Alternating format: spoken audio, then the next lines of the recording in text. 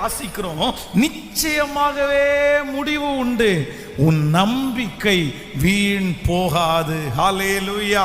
நம்ம நிறைய பேர் நம்புகிறோம். நிறைய காரியத்தை நீங்கள் நம்பி இருப்பீர்கள்.